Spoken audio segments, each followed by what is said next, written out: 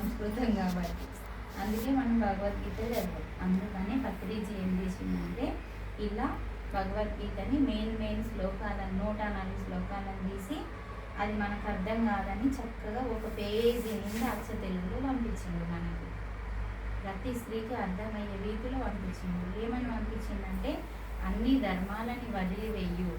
అన్ని ధర్మాలంటే ఏంటి? శరీరం ఉంది, మనసు ఉంది, బుద్ధి ఉంది, అలాగే కుటుంబం ఉంది. వీటన్నింటినీ కాసేపు అంటున్నాడు, మొత్తానికి కాదు, కాసేపు వాటి ధర్మం ఏంటి? శరీరానికి తిండి పెట్టడం కాసేపు ఆపేయి, తర్వాత కొద్దిసేపు నిద్రపోవడం ఆపేయి. అలాగే మనసు ధర్మం ఏంది? దాని పని ఏంది? మంచిగా ఆలోచించాలి, సరైన ఆలోచన చేయాలి, దాన్ని కాసేపు ఆపేయి. తర్వాత బుద్ధి, దానికి సంబంధించింది ఏవైతే ఉంటాయో అవి కుటుంబానికి సంబంధించిన కొన్ని పనులు ఉంటాయి.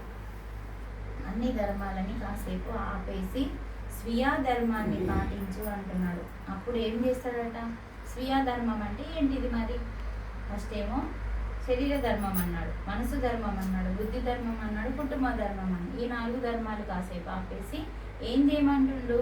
స్వీయ ధర్మాన్ని పాటించు. స్వీయ అంటే మన సొంత ధర్మం. శరీరం కాకుండా, మనసు కాకుండా, బుద్ధి కాకుండా, కుటుంబం కాకుండా ఏముంది మన దగ్గర సొంత ధర్మం?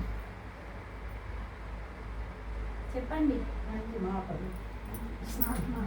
ఆత్మ. వెరీ గుడ్ అమ్మా. ఏంటిది? శరీరం కాదంటుండు, మనసు కాదు, దాన్ని ఆత్మ అంటుండు. ఎంత మంచిగా వింటుందంటే ఆమె తెలుసా, చాలా బాగా వింటుంది. అందుకని చెప్పగలుగుతాం మనం. అంటే శరీర ధర్మము, తర్వాత వచ్చేది మనసు, తర్వాత వచ్చేది బుద్ధి, తర్వాత కుటుంబం, వీటన్నింటినీ ఆపేయమంటుండు. మరి స్వీయ ధర్మం అంటే అదేంటిదంటే ఆత్మ. అది నువ్వు, నీ సొంత ధర్మం.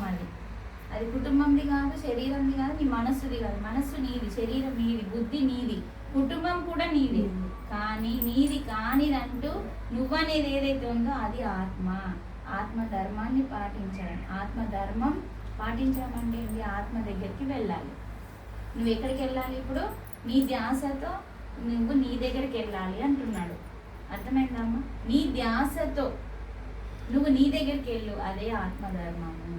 అంటే శ్వాస మీద ధ్యాస పెడితే మనం మన ఆత్మ దగ్గరికి వెళ్తాం. అంటే మన లోపలికి మనం వెళ్ళడమే ఆత్మధర్మం, స్వీయ ధర్మం, సొంత ధర్మం. మరి అలా పోతే ఏం చేస్తా అంటున్నాడు మన గీతలో? అప్పుడు నువ్వు అక్కడికి వెళ్తే అప్పుడు నిన్ను నేను సర్వ పాపాల నుంచి అంటున్నాడు. చూడండి ఎంత గొప్పవాడు మన భగవంతుడు, మన తండ్రి. అంటే సింపుల్గా నువ్వేవే పాపాలు చేసినావో ఆ పాపాలన్నింటినీ నేను పోగొట్టాలి అంటే కొంచెం సేపు అన్ని ధర్మాలని పక్కకు పెట్టి నువ్వు నీ సొంత ధర్మం దగ్గరికి నువ్వు పాటిస్తే అప్పుడు నేను నీ పాపాలన్నింటినీ పోగొడతాను అంటున్నాడు, దగ్ధం చేస్తాను అంటున్నాడు. చూడండి, ఇప్పుడు ఇది ధ్యానం కదా చేసింది. మెల్లిమెల్లి ఏమైనా అలా కర్మల వల్లనే కదా వచ్చింది రోగాలు. అప్పుడు ఏమైంది? రోగం పోయిందంటే పాపం పోయినట్టే కదమ్మా. హింస చేస్తే అంటే మనం ఎవరికో బాధ కలిగిస్తే మాటల ద్వారా, చేతల ద్వారా, మనం ఆలోచనల ద్వారా బాధని కలిగిస్తే వాళ్ళకి బాధ కలిగింది. ఆ బాధ ఎట్లుంటుందో ఈమెకు తెలియనప్పుడు ఆ బాధ ఈమె జీవితంలోకి వచ్చినప్పుడు ఈమెకు తెలుస్తుంది. కాబట్టి అది రోగం రూపంలో వస్తుంది మనకి.